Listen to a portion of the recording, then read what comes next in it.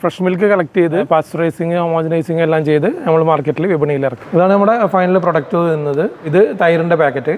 Subsidy ഉണ്ട് കേന്ദ്ര ഗവൺമെന്റിന്റെ 35%. മെഷീനറീസ് എല്ലാം പർച്ചേസ് ചെയ്തിട്ടുള്ളത് കോയമ്പത്തൂർ ബേസ് ചെയ്ത സ്മാർട്ട് എഞ്ചിനീയറിംഗ് കമ്പനിയിൽ നിന്നാണ്. മെയിൻലി ചെയ്തുകൊണ്ടിരിക്കുന്നത് ഡയറി റിലേറ്റഡ് ആയിട്ടുള്ള എക്യുപ്മെന്റ്സ് ആണ്. അതുപോലെ തന്നെ നമ്മൾ ബിവറേജസ്, അതായത് സോഫ്റ്റ് ഡ്രിങ്ക്സ്, കൂൾ ഡ്രിങ്ക്സ്, അങ്ങനത്തെ ടൈപ്പ് ഓഫ് മെഷീൻസ് ആണ് നമ്മൾ മെയിൻലി ചെയ്യുന്നത്. ദിവസവും 3000 ലിറ്ററിന് മുകളിൽ പാല് പ്രോസസ്സ് ചെയ്ത് മാർക്കറ്റിലെത്തിക്കുന്ന ഒരു സ്ഥാപനത്തിന്റെ വിശേഷങ്ങളുമായിട്ടാണ് നമ്മൾ വന്നിരിക്കുന്നത്.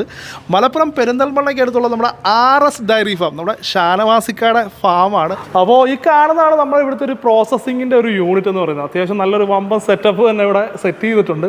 മാക്സിമം ഒരു ദിവസം എത്ര ലിറ്റർ വരെ നമുക്ക് പ്രോസസ് ചെയ്യാനായിട്ട് പറ്റും? നമുക്കൊരു 5000 ലിറ്റർ പാല്, തൈര്, മോര്, പനീർ, ബട്ടർ, അങ്ങനത്തെ എല്ലാ ടൈപ്പ് എക്യുപ്മെന്റ്സും, അതുപോലെ തന്നെ നമ്മൾ ബിവറേജസ്, അതായത് സോഫ്റ്റ് ഡ്രിങ്ക്സ്, കൂൾ ഡ്രിങ്ക്സ്, അങ്ങനത്തെ ടൈപ്പ് ഓഫ് മെഷീൻസ് ആണ് നമ്മൾ മെയിൻലി ചെയ്യുന്നത്.